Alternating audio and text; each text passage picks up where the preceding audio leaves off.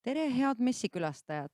Tervitame teid vaimse tervise päeva puhul ja koolipsühholoogi tööst räägivad teile koolipsühholoog Saale Kibin. Ja koolipsühholoog Merili Johanson. Mina töötan Randvere koolis 3. aastat. Saale, kui kaua sina oled juba koolipsühholoogina töötanud? Just algas 22. tööaasta Tondi koolis ja teine tööaasta Neeme koolis. Praktikandid on minult sageli küsinud, et kuidas sa nii kaua oled ühes koolis vastu pidanud, et kas igav ei hakka või ära ei tööta. Aga vastan, et ei tööta ja igav ka ei hakka, sest õpilased on kogu aeg uued ja haridussüsteem on selline, mis pidevalt muutub. Tulevad uued nõudmised, uued tehnikad, õpetajad vahetuvad. Et kogu aeg toimub midagi uut ja põnevat ja see teebki võimalikuks, et töötada ühes koolis 20 aastat järjest.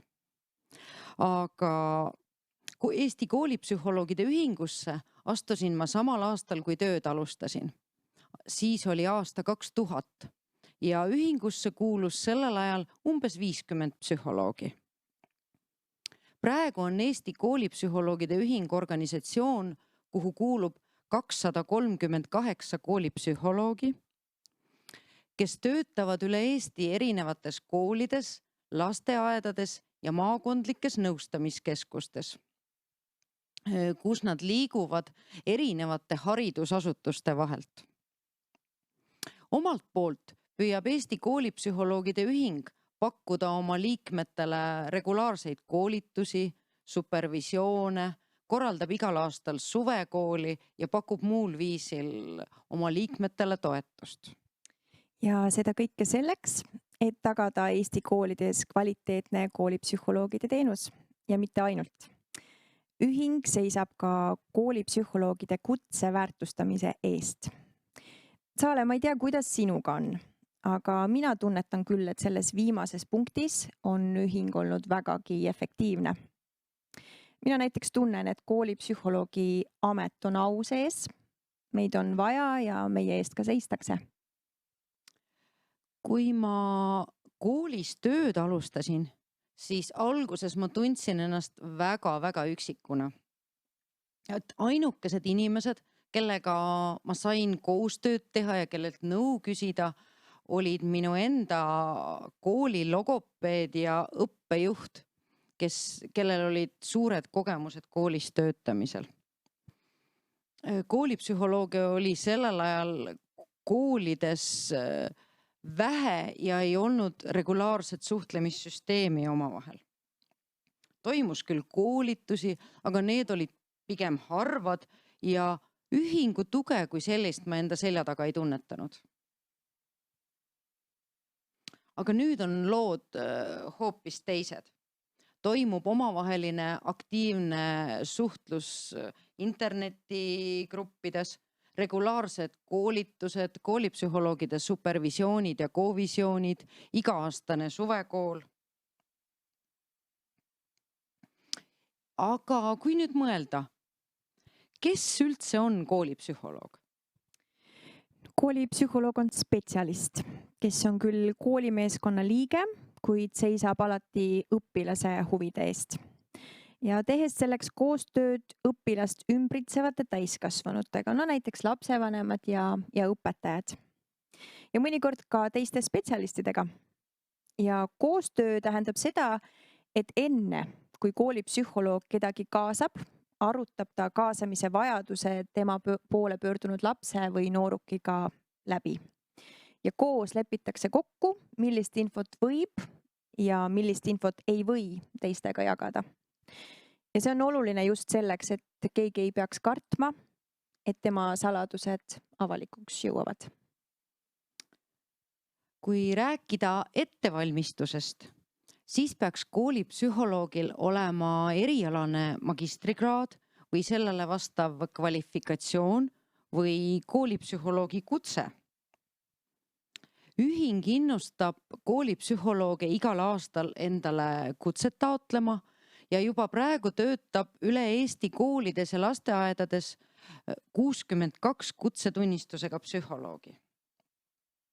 Koolipsühholoogi kutsega psühholoog on kooli jaoks kvaliteedimärgiga, et kool võib teda palgates olla kindel, et ta on omal erialal pädev spetsialist. Ja koolipsühholoog nõustab oma töös õpilast isikliku elu, õppetööga ning vaimse tervisega seotud probleemidega toimetulekul. Samuti tunnetusprotsesside, vaimsete võimete, käitumis- ja suhtlemisoskuste arendamisel ning õpi- ja karjäärivalikute tegemisel. Ta konsulteerib vanemaid ning ka kooli personali, hindab õpilase psühholoogilist arengut ja õppeprotsessis toimetulekut mõjutavaid tegureid. Peale hindamist jätkab võimalusel sekkumisega või suunab õpilase edasi siis teise spetsialisti juurde. Ja on üks veel väga oluline asi, mida koolipsühholoog koolis teeb. Ta osaleb ka kooli arendustegevuses, panustab kooli mikrokliima kujundamisel ja koostöös oma kolleegidega, eelkõige sotsiaalpedagoogi ja klassijuhatajatega, ka vaimse tervise probleemide ennetamisel, tehes selleks siis koostööd ka õpilaste ja lapsevanematega.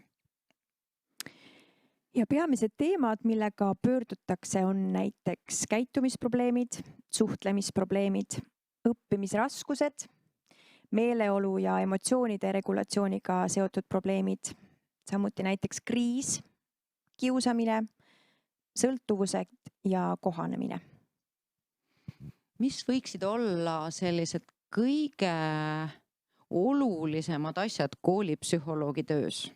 Näiteks see, et psühholoog on haridusasutuses kohal, et ta on nähtav ja seda regulaarselt ning on piisavalt kättesaadav kogu kooli personalile, sealhulgas ka algklasside õpilastele. Koolipsühholoog ei ole üksnes tulekustutaja. Hea oleks, kui tal oleks võimalik sekkuda probleemidesse juba eos ja seega vältida suurte kriiside tekkimist ja probleemide süvenemist.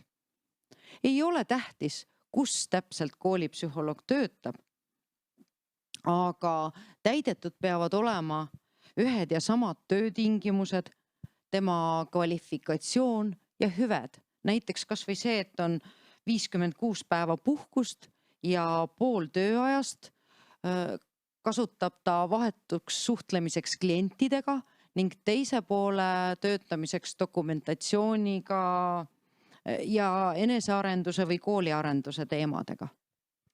Kahjuks on aga koolipsühholooge vaid pooltes koolides, üksikutes lasteaedades ning seetõttu on ka läbipõlemise risk vägagi suur. Samuti ei ole koolipsühholoogi palk motiveeriv ja palju tehakse tööd missioonitundest. Mõnikord oodatakse ka tööd üksnes õpilasega, et tehke laps korda. Psühholoog ei anna valmis lahendusi, vaid ta aitab leida ressursse, mis võimaldavad näha probleemset olukorda teises valguses.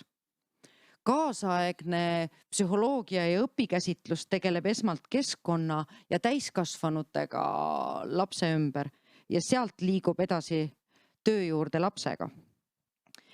Hea on see, et teadlikkus koolipsühholoogi teenusest ja selle vajalikkusest on tõusnud ja seda nii ühiskonnas tervikuna kui ka nii-öelda otsustajate hulgas.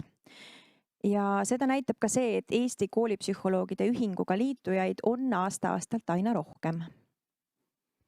Merili, aga kui me liigume edasi messi teema juurde, milleks on sellel aastal üksildus. Millist muutust sina oled näinud oma õpilaste juures? Kas üksildus õpilaste hulgas pigem kasvab või kahaneb? Üksildus oli tõepoolest möödunud kevadel pigem süvenev probleem. Sotsiaalne isolatsioon, milles paljud noored viimasel õppeaastal viibisid, on mõjutanud paljude noorte enesetunnet. Ja üksildased noorukid on oma eluga vähem rahul ja kogevad rohkem psühholoogilisi probleeme ning ka kiusamist. Mida sina, Saale, oma noortele oled soovitanud selleks, et tulla paremini toime üksildusega? Tähtis on hoida sotsiaalseid suhteid, suhelda kellegiga igapäevaselt, aga nende suhete hoidmiseks on head kõik kanalid. Lisaks silmast silma kohtumistele kasutavad noored suhtlemiseks järjest enam elektroonilist meediat. Nutiseadmes viibimine ei ole hea, kuid mitte tingimata ka halb. Uuringud näitavad, et nutiseadmes viibimine ei vähenda suhtlemist noore olemasolevate sõpradega. Noored kasutavad internetis suhtlemist sageli ka oma seniste sõprussuhete tugevdamiseks. Ja tihtipeale on nii, et noore interneti ja päriselu sõpruskond väga suures osas kattub. Merili, mida sina soovitaksid noortel teha, et oma üksildustundega paremini toime tulla? Võtta oma tuttava või sõbraga ühendust. Ei ole ju tähtis, kas kohtute näost näkku või teete videokõne või lihtsalt kirjutate teineteisele. Ja videokõne ajal on see tore asi, et sa võid ka enda toimetusi edasi teha. Ei pea kogu aeg rääkima, lihtsalt on vahepeal võimalus kontakti hoida. Ja video kaudu saab ühiselt näiteks ka videosid ja filme vaadata või isegi joonistada ja lihtsalt mänge mängida. Samas võite teha ka tuttavale või sõbrale ettepaneku mõneks ühiseks tegevuseks. No näiteks, et minna kinno või jalgrattaga sõitma või tõuksiga sõitma, saada niisama kokku, et kas või näiteks jalutada. Aga kui sa tunned, et sul ei ole üldse kellegagi rääkida ja ei ole võimalust koos aega veeta, et sa justkui oleksid maailmas täiesti üksi ja sõpradeta, siis on võimalus liituda Eesti noorte vaimse tervise liikumisega või näiteks astuda sisse kohalikku noortekeskusesse, et näha, mis seal toimub, uurida, kas sinu koolis tegutseb mõni meelepärane huviring. Võimalus on hakata ka vabatahtlikuks ennast huvitavas valdkonnas. Aga kui su sõber, klassikaaslane või lähedane on jäänud näiteks haigeks või on sunnitud pikemalt isolatsioonis olema, siis üllata teda. Ühes sõpruskonnas tegid noored näiteks nii, et küpsetasid teise laine ajal isolatsioonis olevatele sõpradele kooki ja pirukat ja viisid sõbrale ukse taha ning lasid ukse kella. Ja kui üksildus on raske või talumatu, siis tuleb julgeda abi otsida. Näiteks oma koolipsühholoogilt või sotsiaalpedagoogilt, kirjutada peaasja e-nõustajatele või võtta ühendust näiteks lasteabi.ee-ga. Kevadel 2021 avati ka haridustöötajate tugiliin, kuhu kevadel said helistada kooliõpetajad üle kogu Eesti. Tugiliinil on nõustajaks kutsega koolipsühholoogid ning alates selle aasta septembrist saavad nõustamisliinile helistada nii õpilased, õpetajad kui ka lapsevanemad. Eestikeelse nõustamisliini number on 1226 ja venekeelsel 1227. Eestikeelne nõuandeliin on avatud esmaspäevast reedeni 4-8 ja venekeelne nõuandeliin teisipäeviti 4-8. Merili, aga mida sina teed, kui sa tunned ennast üksikuna? No mina näiteks, mind aitab väga muusika kuulamine. Vahel käin kontsertidel või teatris, ka täitsa üksinda. Aga tihtipeale ma teengi selle esimese sammu ja võtan ühendust enda lähedase inimesega. Ja olgu selleks siis sõber või keegi perekonnast. Aga sina, Saale? Mulle väga meeldib väljas olla, looduses, ja mulle meeldib liikumine ja sõitmine. nii et minu sellised esimesed üksilduse peletajad on, kas sõidan rulluiskudega, sõidan jalgrattaga, sõidan mootorrattaga. Et igal aastaajal on looduses midagi fantastilist ja kui liikumise tunne sulle meeldib, siis liikumisvõimalusi on kümneid ja kümneid. Nii et sina tunned, et ka üksinda olemist ei peaks vältima? Üksinda olemise aega on meil kõigil. Aga sunnitud üksi olemise aega saab enda jaoks meeldivamaks muuta. Näiteks vaadates filme, sarju, kuulates podcast'e, lugedes raamatuid või e-raamatuid. Tänapäeval on ka audioraamatute kuulamise võimalus. Saab tegeleda mõne loomingulise tegevusega, harjutada näiteks mindfulnessi oskusi. Selle kohta on YouTube'is hästi palju videosid väga erinevate teemadega ja väga erinevale maitsele. Edasi jõudnud võivad ka mediteerimist proovida. Mida õues üksi teha? Õues saab näiteks mängida geopeitust, jalutada koeraga, hoolitseda mõne taime eest ja selleks ei pea looma endal olema, vabalt võid ennast koera jalutajana näiteks välja pakkuda. Üksi olemise oskus on üks kasulik oskus, kuid seda on vaja harjutada, siis me saame sellest paremaks. Aitäh, Saole, ja aitäh ka teile, kallid vaatajad, et olite meiega. Nii et hoidke ennast ja enda lähedasi ja ilusat vaimset tervisepäeva.